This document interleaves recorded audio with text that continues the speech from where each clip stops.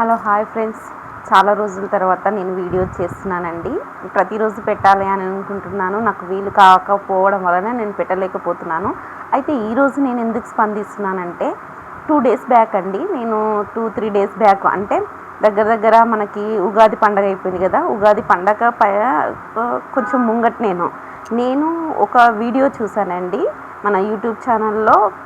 అలాగే మన ఫోన్ చూస్తూ ఉంటే ఇలా స్క్రోల్ చేస్తూ ఉంటే ఒక అమ్మాయి గురించి చాలా బాధాకరమైన విషయం అండి. ఇది మన యావత్ రాష్ట్రాలన్నీ ఆలోచించవలసిన విషయాలు.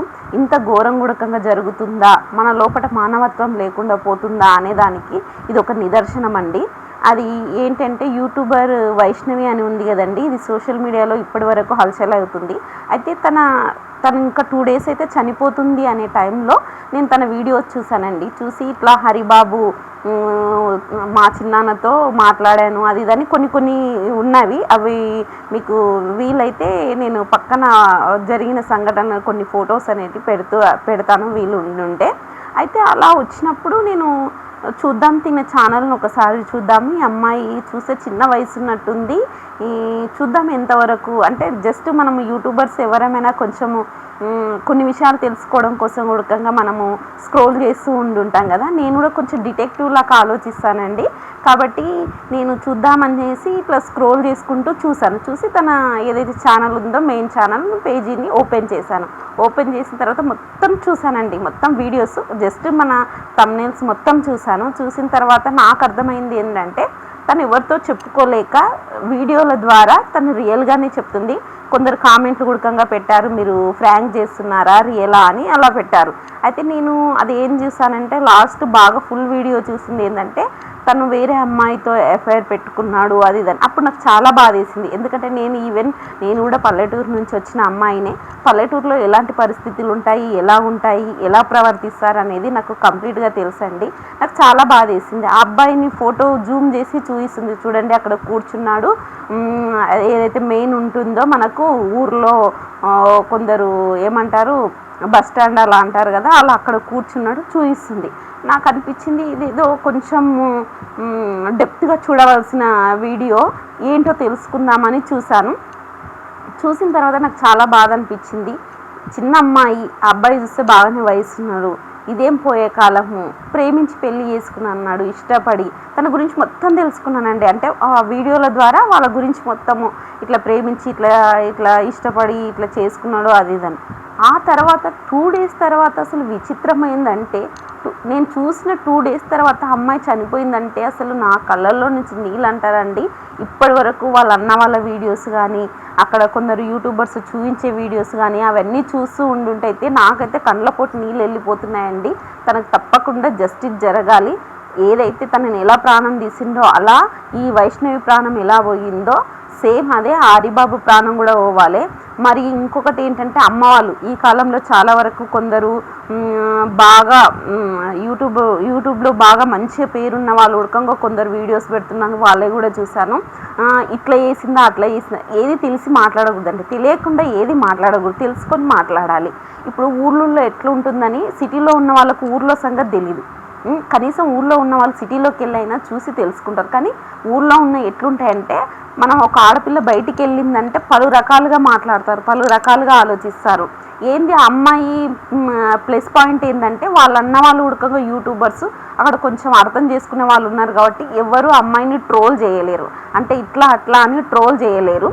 జస్ట్ అక్కడ అమ్మాయి వీడియోస్ తన వ్యక్తిగత విషయాలని 10 మందికి తెలియపరచాలని అనుకున్నారు, అది ఒకటి ప్లస్ పాయింటే. చాలామంది అది మైనస్ అంటున్నారు కానీ ప్లస్ పాయింటే అలా చెప్పడం వల్ల. కాకపోతే ఇంకొకటి ఏంటంటే నాకు బాధ అనిపించింది, అంతగానో ఆ అమ్మాయి ఫుల్ క్లారిటీగా వీడియోస్ పెడుతున్నప్పుడు వాళ్ళ అమ్మ వాళ్ళు ముందే జాగ్రత్త తీసుకొని వీడు ఇలా చేస్తున్నాడు కాబట్టి వీడిని ఇక్కడి వరకే నేను మా అమ్మాయి నుంచి దూరం పెట్టేసి విడాకులో లేకపోతే ఏదో ఒకటి చేసేసి ఉంటే ఈరోజు ఆ అమ్మాయి ప్రాణం బ్రతుకుండేది, ఆ అమ్మాయి కడుపులో ఉన్న పసికందు ఉడకంగా బ్రతికేవాడు. అంత చిన్న పసికందు అంటే కడుపులో ఉన్న ఆ 5 నెలల పసిగుడ్డుని ఇప్పుడిప్పుడే పిండంగా ఏర్పడి ఒక ప్రాణం పోసుకుంటున్న ఆ ప్రాణాన్ని వాడు చంపాలనుకున్నారు. ఇలాంటి వాళ్ళు చాలా ఉన్నారండి. ఈవెన్ నేను ఉడకంగా చాలా చూశాను. చాలా ప్రతి ఒక్కరి కుటుంబంలో జరుగుతున్నాయి, అన్నీ చెప్పుకోలేము కానీ ప్రతి ఒక్కరి కుటుంబంలో ఇలా జరుగుతూనే ఉన్నాయి. ముఖ్యంగా అత్తలకు బుద్ధి చెప్పాలండి. ఇట్లా అంటున్నానే అందరూ అనుకోకండి, కొందరు మంచి అత్తలు ఉడకంగా ఉన్నారు, మంచిగా చూసుకునే వాళ్ళు ఉన్నారు. మన ఫ్యామిలీలో మెయిన్గా ఉండే విలన్స్ ఎవరు అని అంటే అత్తమామలన్నా, లేదంటవా బావలన్నా, తోడి కోడన్లన్నా ఎవరో ఒకరు ఉంటారు. 99% అలాంటి వాళ్ళు ఉన్నారు. 50% అత్తలు చాలా మంచి వాళ్ళు ఉన్నారు, మామలు మంచి వాళ్ళు ఉన్నారు, తోడి కోడళ్ళు మంచి వాళ్ళు ఉన్నారు, మరియు ఆడపడుచులు మంచి వాళ్ళు ఉన్నారు. అందరినీ నేను బ్లేమ్ చేయట్లేదండి. చాలా వరకు పల్లెటూరులో అయితే కొంత అవగాహన వస్తుంది, కానీ ఇంకా చాలా అవగాహన రావాలి. అంటే బయట మన ఇంటికి వచ్చే కోడలు ఉడకంగా మన కూతురుతో సమానం అని ఫస్ట్ అనుకోవాలి. ఇంకొకటి వరకట్నం అని అంటున్నారు. ఇప్పుడు ఎవరండి వరకట్నాల గురించి అదే ఏది అసలు అమ్మాయికి రిటర్న్ ఇచ్చి పెళ్లి చేసుకునే ఈ కాలంలో వరకట్నం అని అలా ఏదైతే వాళ్ళని బాధ పెట్టడం అది ఏమాత్రం కరెక్ట్ కాదు. నేను అమ్మాయిదైతే ఇప్పటి వరకు చూస్తూనే ఉన్నాను. ఇప్పుడు కూడా లైవ్ చూశాను. లైవ్లో హరిబాబు ఇట్లా వామిటింగ్ చేసుకున్నాడు, హెడేక్ వచ్చింది అని అంటే తనకు ఆ భయం ముందెందుకు లేకున్నదని నేను అడుగుతున్నా. అదే భయము ముందెందుకు లేకున్నది? ఆ భయం ముందే ఉండి ఒక మనిషిని చంపాలంటే భయపడేంత అదిగా ఉండాలా? ఆ భయం ముందెందుకు లేకున్నది? ఇప్పుడే ఆ భయం ఎందుకు వచ్చింది అంటే ఏదో జరుగుతుంది, నన్ను అందరు చంపేశారు అని అతనికి ఎప్పుడైతే డిక్లేర్ అయ్యిందో అప్పటి నుంచి భయం మొదలయ్యి యాక్టింగ్ చేస్తున్నాడు. అది ఎంతవరకు నిజమో అబద్ధమో నాకైతే తెలియదు. న్యూస్లో అయితే ఇస్తున్నారు, కానీ నాకు తెలిసి అయితే అది ఫేక్ అని నేను అనుకుంటున్నాను. ఎందుకంటే ఒక మనిషి ప్రాణం తీసేటప్పుడు ఆ ప్రాణం ఎంత తల్లడిల్లిపోయి ఉంటుంది, ఎంత విలవిలలాడిపోయి ఉంటుంది. కనీసం కొంచెం మానవత్వం అన్నా లేకున్నదా? పోనీ ఆ అమ్మాయి అసహ్యంగా అనిపించిన అమ్మాయి నీకు ఏ రకంగా నీకు కరెక్ట్ కాదని అనుకున్నప్పుడు కనీసం నువ్వు ఆ అమ్మాయితో 10 నెలల జర్నీ చేసినావు. 10 నెలల జర్నీలో నీకు ఏమాత్రం అమ్మాయిలో కడుపు ఏదైతే నీ ప్రతిరూపం తన కడుపులో ఉన్నదో ఆ ప్రతిరూపం కూడా నీకు గుర్తుకు రాలేదా? మీ అమ్మ నిన్ను ఎలాగన్నదో 9 మాసాలు మోసి నా భార్య ఉడకంగా ఒక పసి కందుకు నా ప్రతిరూపానికి ప్రాణం పోస్తుంది కాబట్టి నేను ఈ తప్పుడు పని చేయొద్దు, వదిలేసేయాలి, నాకు ఇష్టం లేదు కదా, ఇంకో అమ్మాయితో నాకు ఎఫ్ఐఆర్ ఉంది కదా, వదిలేసేసేయాలి. వదిలేసినంటే ఎంత బాగుంటుండే. వాడినైతే నా ముందుకు వస్తే బండబూతులు తిట్టాలన్నంత కోపం వచ్చేస్తుంది. ఎందుకంటే ఇలాంటి కేసులు నేను చాలా చూస్తున్నానండి. ఈ మధ్యకాలంలో చాలా చూస్తున్నాను. ఇక ఊర్లలో అయితే చెప్పొద్దు అసలుకి. ఊర్లలో ఎట్లుంటుందంటే అమ్మలక్కలది ఈ సూటిపోటి మాటలతోటి సూదులు గుచ్చినట్టు అలా చాలా ఉండుంటాయి. ఇవి అర్థం చేసుకోకుండా ఎవరైతే ఈ యూట్యూబ్ ఛానల్స్ ఉన్న వాళ్ళు ఉన్నారో కొందరు ఎట్లా పెడుతున్నారంటే అంత అమ్మాయిదే తప్పు, వాళ్ళ ఫ్యామిలీదే తప్పు అని అంటున్నారు. కానీ కొన్ని క్షణాలలో కరెక్ట్ డెసిషన్ తీసుకోవాలనుకున్నా తీసుకోలేకపోతున్నాం. అది ఏంటంటే అదంతే, టైం అలాగే వచ్చేస్తుంటుంది. అమ్మాయి ప్రాణం పోయేది ఉన్నది కాబట్టి ప్రాణం పోయింది. అదే అట్లా జరుగుతూ ఉంటాయండి. వాళ్ళు ఉడకంగా మస్తు పంచాదులు పెట్టించారంట ఊళ్ళల్లో. ఏంటంటే ఏదైనా గొడవ అయినప్పుడు కుల పెద్దలని లేదంటే ఊరి పెద్దలని తీసుకొచ్చి ఒకతన కూర్చోబెట్టి ఆ కుల పెద్దలను తీసుకొచ్చి ఊరి పెద్దలను తీసుకొచ్చినా వాళ్ళకు తాగుడు అవి ఇవి తీసుకొచ్చి పెట్టాలండి. ఊరికనే కాదు కూర్చోవడం అంటే అటు ఏవైతే అత్తింటి వాళ్ళు ఉన్నా లేకపోతే తన ఏదైతే మెయిన్ అమ్మాయి ఉందో అమ్మాయి ఇంటి తరఫు నుంచి తోలుకొచ్చినా ఊరి పెద్దలను తోలుకొస్తే వాళ్ళకి ఏదైనా తాపడం కానీ తినబెట్టడం కానీ ఏదైనా చేస్తేనే ఆ పెద్దలు కూడా వచ్చి న్యాయం చెప్తారు. అది ఉడకంగా మనకు కరెక్ట్గా చెప్పరా అనేది తెలీదు. ఇలాంటివి మేము చాలా చూస్తున్నాము. పల్లెటూరులో ఉన్న వాళ్ళకి ఇవన్నీ అర్థమవుతూ ఉండుంటాయి.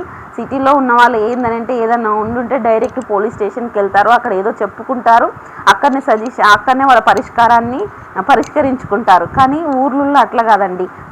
కుల పెద్దలను కానీ లేకపోతే వాళ్ళ ఏమంటారు పాలెళ్ళని అంటారు కదా, అట్లా వాళ్ళు కానీ లేదంటే ఊళ్ళో ఉన్న సర్పంచ్ ఉప సర్పంచ్ కమిటీ మెంబర్స్ ఇలా తోలుకొచ్చి కూర్చోబెడతారు. వాళ్ళకి మందు మాకు అన్నీ వస్తేనే వాళ్ళు కూర్చొని వాళ్ళు న్యాయం చెప్తారు.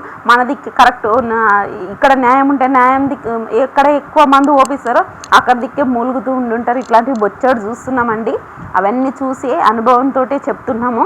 అట్లా చేస్తూనే ఉండుంటారు. న్యాయం అనేది జరగదండి. మనం గట్టిగా కూర్చొని ఎదుటి వాళ్ళు మాట్లాడే వాళ్ళు ఉండి మీరు న్యాయం చెప్పేటట్టయితేనే కూర్చోండి లేకపోతే లేదు అంటేనే న్యాయం చెప్తారు. అంటే అమ్మాయి వైపు తప్పు లేకున్నా కూడా అక్కడ ఉన్న పెద్దవాళ్ళు కరెక్ట్గా కరాఖండిగా కూర్చుంటేనే అక్కడ న్యాయం జరుగుతుంది, లేకపోతే న్యాయం జరగదు.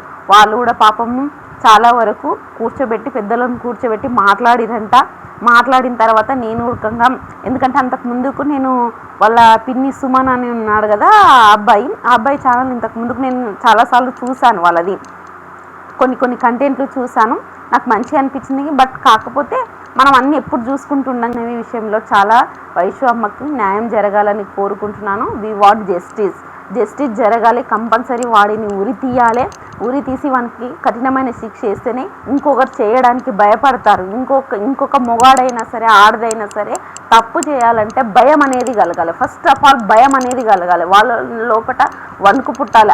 ఈ తప్పు చేస్తే ఈ శిక్ష ఉంటుంది, ఫలానా మనిషికి జరిగింది, అలాంటి శిక్ష వేసిరు, కఠినమైన శిక్ష, మాకు కూడా అటువంటి కఠినమైన శిక్ష ఉంటుంది, అలాంటి తప్పు చేయొద్దు అనే ఆలోచన రావాలి ప్రతి ఒక్కరి లోపల.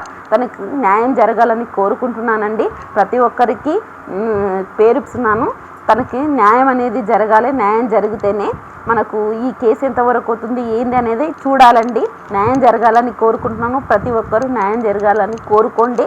ప్రతి ఒక్కరూ ఆ అమ్మాయి గురించి ఎవరైనా యూట్యూబర్స్ ఉన్నా, ఇంకా పెద్ద వాళ్ళు ఉన్నా, చిన్న యూట్యూబర్స్ అయినా పెద్ద యూట్యూబర్స్ అయినా, ఇన్స్టాగ్రామ్లో అయినా ఫేస్బుక్లోనైనా తన వీడియోస్ పెట్టి తనకు జస్టిస్ జరగాలని కోరుకోండి. నేను కూడా అదే కోరుకుంటున్నానండి. ఓకేనా అండి? దాని గురించే నేను ఈరోజు ఈ వీడియో చేస్తున్నాను. తను తప్పకుండా న్యాయం జరగాలి, ఇంకొకడు చెయ్యకూడదు ఇటువంటి తప్పు, ఆడదే కానీ మొగోడే కానీ ఇటువంటి పొరపాట్లు చేయకూడదు.